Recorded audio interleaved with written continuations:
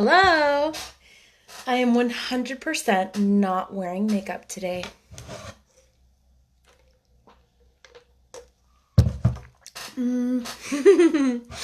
That's okay, right? I feel like makeup is so fun sometimes, and then sometimes I'm not interested in it. Anyway, like what? I don't care. Um, we are on to chapter 25. It is called The Curtain. We have chapter 25, 26, and 27 is the last chapter of The Secret Garden. Oh my gosh.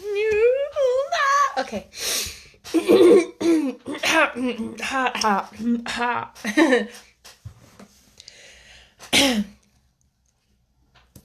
Chapter 25. The Curtain.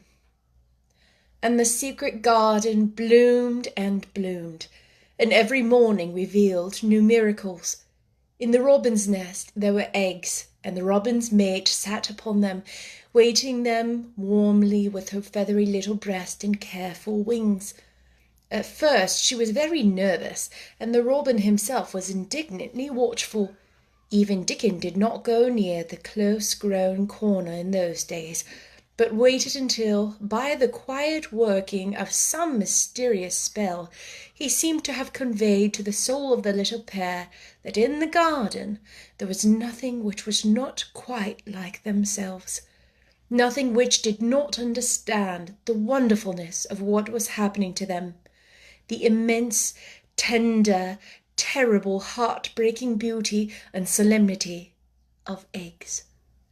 If there had been but one person in that garden who had not known through all his or her innermost being that if an egg were taken away or hurt, the whole world would whirl round and crash through space and come to an end. If there had been even one who did not feel it and act accordingly, there could have been no happiness, even in that golden springtime air. But they all knew it and felt it, and the robin and his mate knew they knew it. At first, the robin watched Mary and Colin with sharp anxiety. For some mysterious reason, he knew he need not watch Dickon. The first moment he set his dew-bright black eye on Dickon, he knew he was not a stranger, but a sort of robin without beak or feathers. He could speak robin, which is a quite distinct language not to be mistaken for any other. To speak robin to a robin is like speaking French to a Frenchman. Dickon always spoke to the robin himself, so the queer gibberish he used when he spoke to humans did not matter in the least. The robin thought he spoke this gibberish to them because they were not intelligent enough to understand feathered speech. His movements also were robin. They never startled one by being sudden enough to seem dangerous or threatening. Any robin could understand Dickon, so his presence was not even disturbing. But at the outset, it seemed necessary to be on guard against the other two. In the first place, the boy creature did not come into the garden on his legs. He was pushed in on a thing with wheels, and the skins of wild animals were thrown over him. That, in itself, was doubtful. Then, when he began to stand up and move about, he did it in a queer, unaccustomed way, and the others seemed to have to help him. The robin used to secrete himself in a bush and watch this anxiously, his head tilted first on one side and then on the other. He thought that the slow movements might mean that he was preparing to pounce, as cats do. When cats are preparing to pounce, they creep over the ground quite slowly. The robin talked this over with his mate a great deal for a few days, but after that he decided not to speak of the subject because her terror was so great that he was afraid it might be injurious to the eggs. When the boy began to walk by himself, and even to move more quickly, it was an immense relief. But for a long time, or so it seemed a long time to the robin, he was a source of some anxiety. He did not act as the other humans did. He seemed very fond of walking, but he had a way of sitting or lying down for a while, and then getting up in a disconcerting manner to begin with. One day the robin remembered that when he himself had made to learn to fly by his parents, he had done much the same sort of thing. He had taken short flights of a few yards, and then had been obliged to rest. So it occurred to him that this boy was learning to fly, or rather to walk.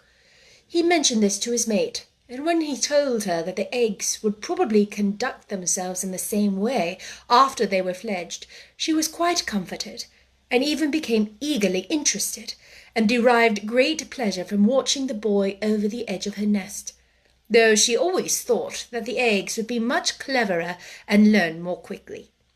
But when she said indulgently that humans were always more clumsy and slow than eggs, and most of them never really seemed to learn to fly at all, you never met them in the air or on treetops.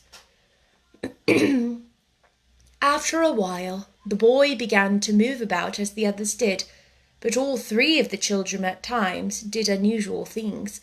They would stand under the trees and move their arms and legs and heads down and about in a way which was neither walking nor running nor sitting down. They went through these movements at intervals every day, and the robin was never able to explain to his mate what they were doing or trying to do. He could only say that he was sure that the eggs would never flap about in such a manner, but as the boys, who could speak robin so fluently, was doing the things with them, birds could be quite sure that the actions were not of a dangerous nature. Of course, neither the robin nor his mate had ever heard of the champion wrestler Bob Harworth, and his exercises for making the muscles stand out like lumps. Robins are not like human beings. Their muscles are always exercised from the first, and so they develop themselves in a natural manner. If you have to fly about to find every meal you eat, your muscles do not become atrophied. Atrophied means wasted away through want of use. When the boy was walking and running about and digging and weeding like the others, the nest in the corner was brooded over by a great peace and content. Fears for the eggs became things of the past. Knowing that your eggs were as safe as if they were locked in a bank vault, and the fact that you could watch so many curious things going on, made setting a most entertaining occupation. On wet days, the eggs' mother sometimes felt a little even dull because the children did not come into the garden. But even on wet days, it could not be said that Mary and Colin were dull. One morning when the rain streamed down unceasingly, and Colin was beginning to feel a little restive, as he was obliged to remain on his sofa because it was not safe to get up and walk about, Mary had an inspiration. "Now that I am a real boy," Colin had said, "my legs and arms and all my body are so full of magic that I can't seem to keep them still. They want to be doing things all the time. Do you know that when I wake in the morning, Mary, when it's quite early and the birds are just shouting outside and everything seems just shouting for joy, even the trees and things we can't really hear, I feel as if I must jump out of bed and shout myself. If I did it, just think what would happen." Mary giggled inordinately. "The nurse would come running, and Mrs. Medlock would come running, and they would be sure you had gone crazy and send for the doctor," she said. Colin giggled himself. How he could see how they would all look, how horrified by his outbreak, and how amazed to see him standing upright. "I wish my father would come home," he said. "I want to tell him myself. I'm always thinking about it. But we couldn't go on like this much longer. I can't stand lying still and pretending. And besides, I look too different. I wish it wasn't raining today." It was then Mistress Mary had her inspiration. "Colin," she began mysteriously, "do you know how many rooms there are in this house?" "About 1,000, I suppose," he answered. "There's about 100, no one ever goes into, said Mary. And one rainy day I went and looked into ever so many of them. No one ever knew, though Mrs. Medlock nearly found me out. I lost my way when I was coming back, and I stopped at the end of your corridor. That was the first time I heard you crying. Excuse me, that was the second time I heard you crying. Colin started up in his sofa. 100 rooms no one goes into, he said. It sounds almost like a secret garden. Suppose we go and look at them. Wheel me in my chair and nobody would know where we went.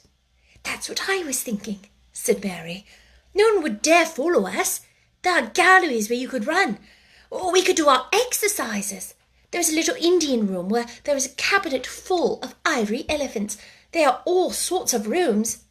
Ring the bell, said Colin. When the nurse came in, he gave his orders. I want my chair, he said. Mistress Mary and I are going to look at part of the house which is not used. John can push me as far as the picture gallery because there are some stairs. Then he must go away and leave us alone until I send for him again. Rainy days lost their terrors that morning. When the footman had wheeled the chair into the picture gallery and left the two together in obedience to orders, Colin and Mary looked at each other, delighted. As soon as Mary had made sure that John was really on his way back to his own quarters below stairs, Colin got out of his chair. I'm going to run from one end of the gallery to the other, he said, and then I'm going to jump, and when they will do Bob Haworth's exercises. And they did all these things and many others.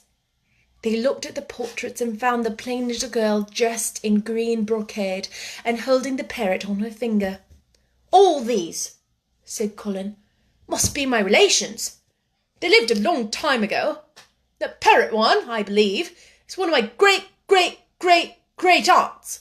She looks rather like you, Mary. Not as you know now, but as you looked when you first came here. Now you are a great deal fatter and better looking. So are you, said Mary, and they both laughed. They went to the Indian room and amused themselves with the ivory elephants. They found the rose-coloured brocade boudoir and the hole in the cushion the mouse had left, but the mice had grown up and run away and the hole was empty. They saw more rooms and made more discoveries than Mary had made on her first pilgrimage. They found new corridors and corners and flights of steps and new old pictures they liked and weird old things they did not know the use of. It was a curiously entertaining morning, and the feeling of wandering about in the same house with other people, but at the same time feeling as if one was miles away from them, was a fascinating thing. I'm glad we came, said Colin. I never knew I lived in such a queer old place. I like it. We will ramble about every rainy day. We shall always be finding new queer corners and things. That morning they had found, among other things, such good appetites that when they returned to Colin's room, it was not possible to send the luncheon away untouched. When the nurse carried the tray downstairs, she slapped it down on the kitchen dresser so that Mrs. Loomis, the cook, could see the highly polished dishes and plate. Look at that, she said. This is the house of mystery, and those two children are the greatest mysteries in it. So keep that up for every day, said the strong young footman John. There'd be small wonder that he weighs twice as much today as he did a month ago. I should have give up my place in time for fear of losing my muscles in injury. That afternoon, Mary noticed that something new had happened in Colin's room. She had noticed it the day before, but had said nothing because she thought the change might have been made by chance. She said nothing today, but she sat and looked fixedly at the picture over the mantel. She could look at it because the curtain had been drawn aside. That was the change she noticed. I know what you want me to tell you, said Colin, after she had stared a few minutes. I always know when you want me to tell you something. You are wondering why the curtain is drawn back. I'm going to keep it like that." "Why?" asked Mary. "Because it doesn't make me angry any more to see her laughing. I wakened when it was bright moonlight 2 nights ago, and felt as if the magic was filling the room and making everything so splendid that I couldn't lie still. I got up and looked out of the window. The room was quite light, and there was a patch of moonlight on the curtain, and somehow that made me go and pull the cord. She looked right down at me as if she were laughing because she was glad I was standing there. It made me like to look at her. I want to see her laughing like that all the time. I think she must have been a sort of magic person, perhaps." "You are so like her now," said Mary, "that sometimes I think perhaps you are her ghost made into a boy." That idea seemed to impress Colin.